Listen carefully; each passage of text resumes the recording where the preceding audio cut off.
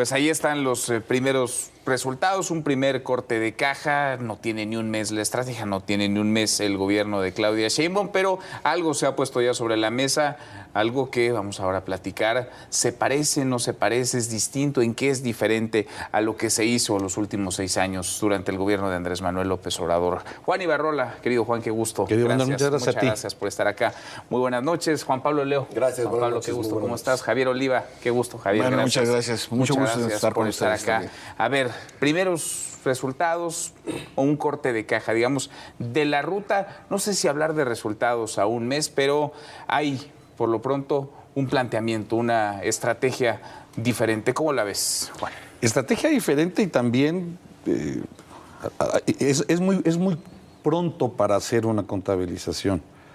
Es urgente para la sociedad, es urgente para el país que sí empiece a existir esta manera de informar los resultados que a 28 días, tomando en cuenta que hoy es 29, pero a 28 días se dan.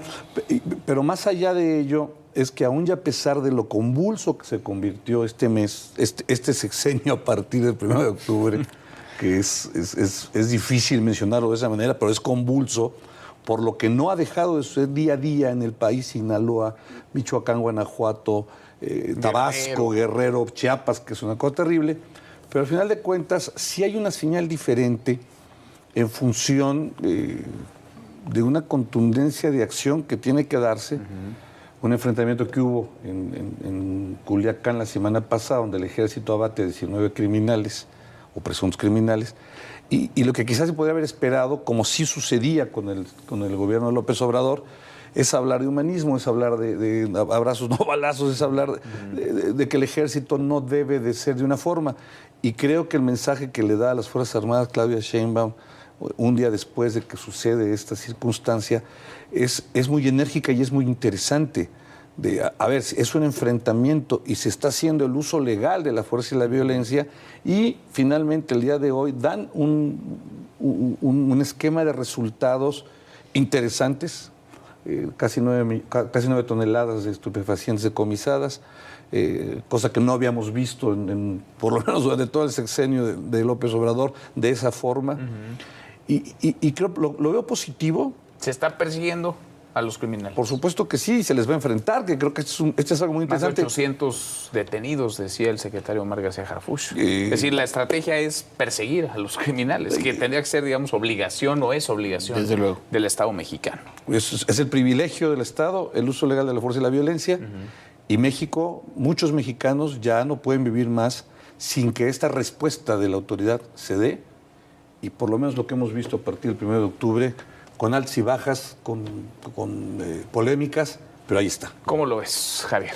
Bueno, yo dividiría en 3 el análisis, ¿no? Lo que continúa, lo que se innova y lo que falta, ¿no? Desde mi punto de vista. A ver, ¿qué continúa? ¿Qué continúa? Bueno, pues evidentemente el fortalecimiento de la Guardia Nacional, por ejemplo, ¿no?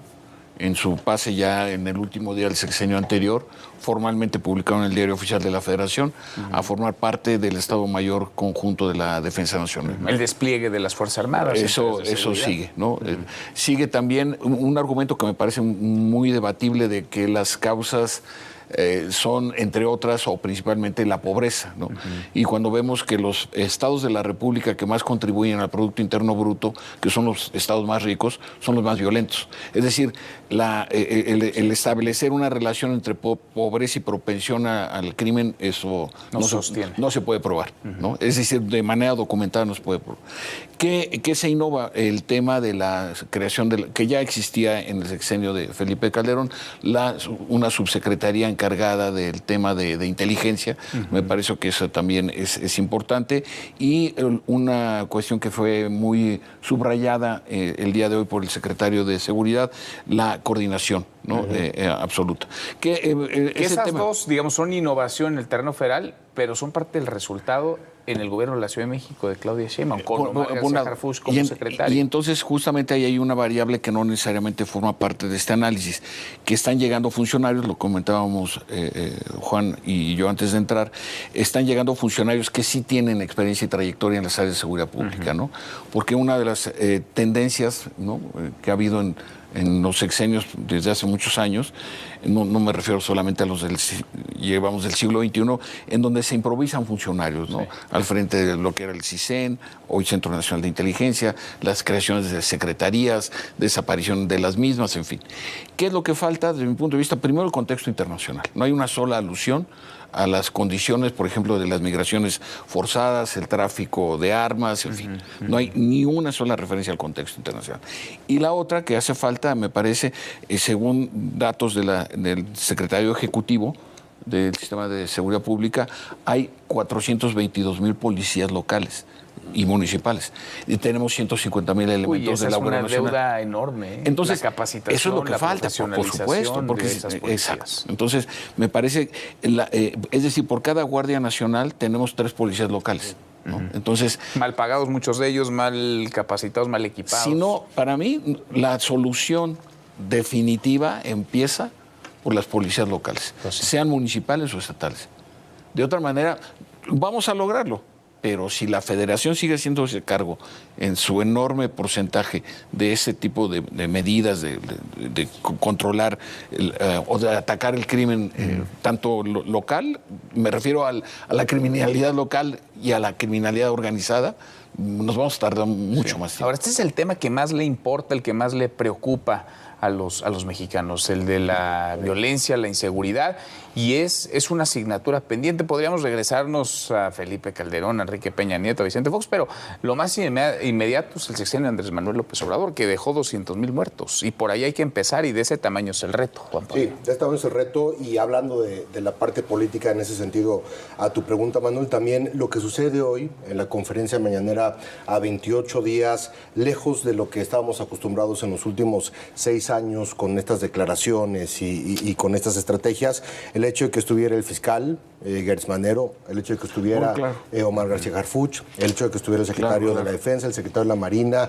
es decir, se hablaba en esta mesa de uno de los puntos claves que decía el secretario García Harfuch, coordinación. Sí. Y la coordinación me parece que también en un mensaje de prioridad de la presidenta Claudia Sheinbaum en el tema de seguridad, dejándole la parte,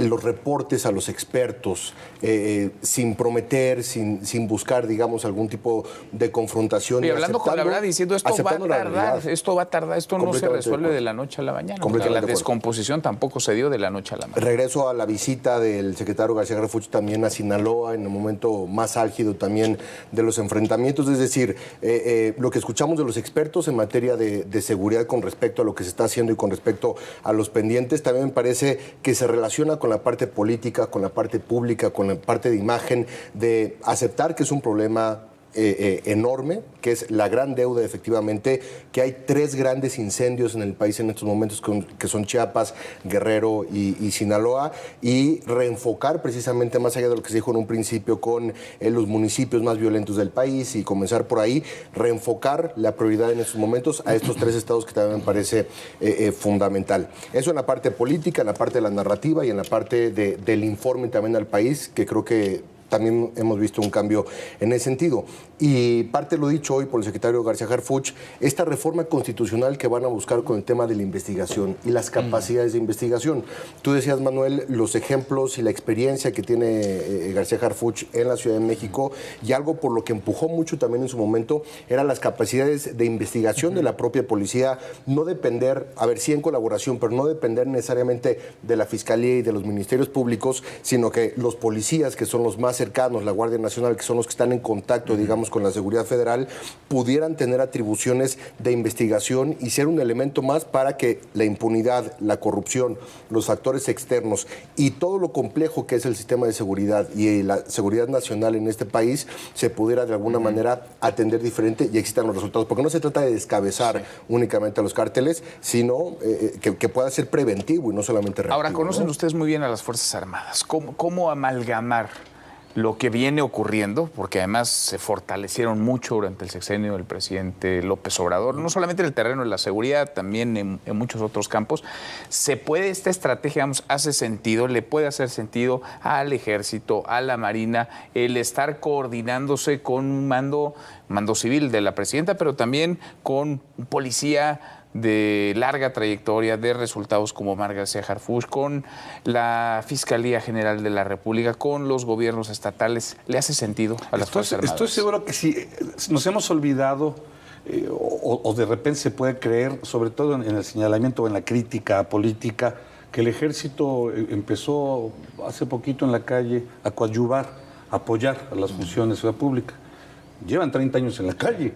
Ahora, el marco jurídico se los dieron apenas, pero llevan 30 años. 30 años en la calle, sí, en una incertidumbre jurídica como fue, pero de que hay una experiencia de 30 años que tiene hoy el ejército, que tiene la Armada de México, la Fuerza Aérea, eso no se los quita a nadie.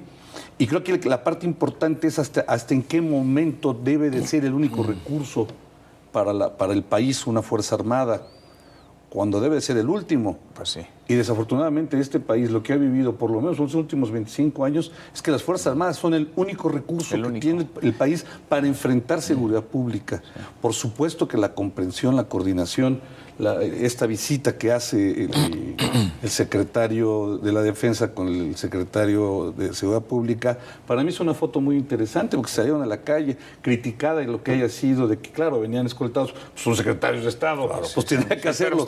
Pero estaban caminando lo que nadie se salieron a la calle lo que nadie había hecho. El secretario de Marina se fue a Sonora también a caminar a la calle. Entonces sí creo que más que el amagamiento o más que la voluntad existe, pero más que el caer en un pleito de orgullos, de que si es un civil el que va mandando, es una civil, como tú le estabas diciendo ahorita, y siempre ha sido un civil el que manda a las Fuerzas Armadas. Sí, como comandante. Por mandato constitucional. En este caso estamos hablando de dos secretarios, me refiero al general Trevilla, al almirante Morales, que tienen una experiencia muy grande en este tipo de cosas y sobre todo sus equipos de trabajo. Ahora, se necesitan todos los esfuerzos, porque se necesita a punto, digamos, a la Secretaría de la Defensa y a la Marina y a la Secretaría de Seguridad. Perdón que te interrumpa, y abonando un poco a lo que decía aquí mi tocayo, no hay procuración de justicia en este país y no hay persecución del delito. Y eso no le corresponde a las Fuerzas Armadas. No. Entonces, un poquito la intención del secretario García Harfuch, pues también va en ese sentido. A ver, Fiscalía General de la República, desde que eras PGR, pues no hacías nada. Pues sí. No fiscalizabas y no procurabas justicia. Por eso es la coordinación con las fiscalías, y lo he visto además con los gobernadores, con las gobernadoras, porque se necesita el despliegue abajo también y empezar a limpiar, aunque sea de a poco, las policías, olvídate, las municipales, las estatales. Los datos del INEGI son incontrovertibles. El 95% de los delitos son del fuero común, ¿no? Es decir, lo que lastima a la sociedad, lo que nos lastima con los ciudadanos es el asalto, ¿no? El robo a negocio, robo de vehículo, etcétera, ¿no? Solo el 5% corresponde al fuero federal. Ahora, ¿qué le toca tutelar? Y disculpen si suena un poco académico, pero pues mi deformación profesional como profesor no la puedes ocultar. es manifiesta, ¿no? Pero ¿qué bienes tutela la seguridad pública? La seguridad pública tutela, en primer lugar, la integridad de la persona, la integridad de sus bienes y la posibilidad de hacer las actividades cotidianas en paz, ¿no? Ir a la escuela, ir al trabajo, ir a la oficina, ir al mercado, desplazarse por las carreteras, ¿no? ¿A quién le toca custodiar eso? A las Fuerzas Armadas, ¿no? Por supuesto, claro. Entonces, ¿qué es lo que no se está haciendo para que las autoridades correspondientes que les toca tutelar la seguridad pública cumplan con su función? Entonces, en ese periodo tan dilatado que llevamos exponiendo a las Fuerzas Armadas a labores para las cuales, en sentido estricto, tienen una formación básica, pero no la fundamental, porque su tarea es resguardar la seguridad nacional. Entonces, aquí la exigencia está siendo doble para las Fuerzas Armadas. Una, mantener, desde luego, su papel preponderante de responsables de la soberanía, la independencia y la libertad del país. Que suena retórico, pero no lo es, y menos en este contexto que estamos viviendo a nivel mundial. Y por el otro lado, le estamos exigiendo que cumplan funciones en donde las autoridades civiles, de la orientación que gusten, del periodo que manden, no están cumpliendo su tarea, ¿no? Entonces, por eso es tan importante, y regreso a la primera parte de mi intervención anterior, la clave está en la seguridad pública local. No, sin duda. Ahora, en el papel no habría pretexto, no tendría que haber pretexto. A ver, digamos, la 4T tiene al Ejecutivo, tiene al Legislativo, El judicial, pues seguramente también en buena medida lo tendrá en el 25 y en el 27. Tiene la mayor parte de los gobiernos estatales.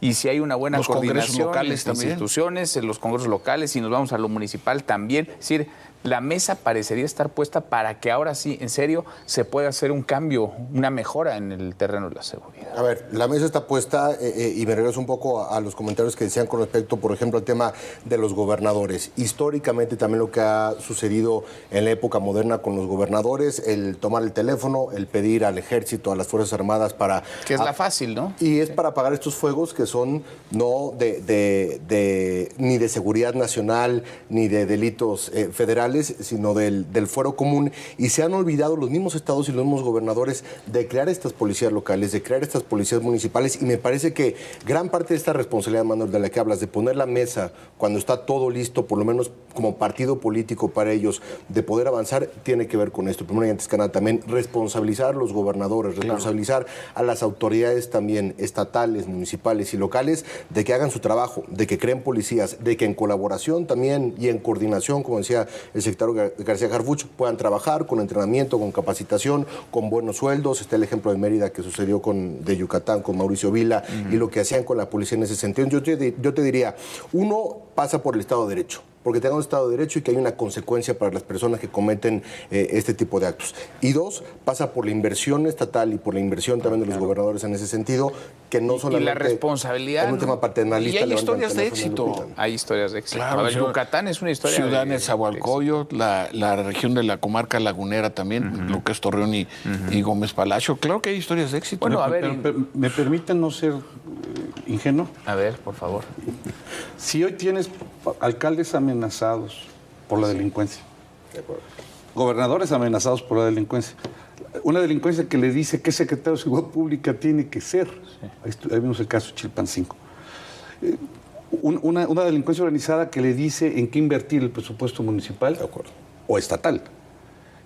Perdón, esa es la realidad hoy de seguridad. Por eso quizá habría que regresarnos un paso, y el proceso electoral nos delinea mucho de... Vas a tener que agarrar a ese gobernador del estado que sea y decirle, independientemente de que tú te me limpias y rompamos con los pactos de existir, supongo que conceder.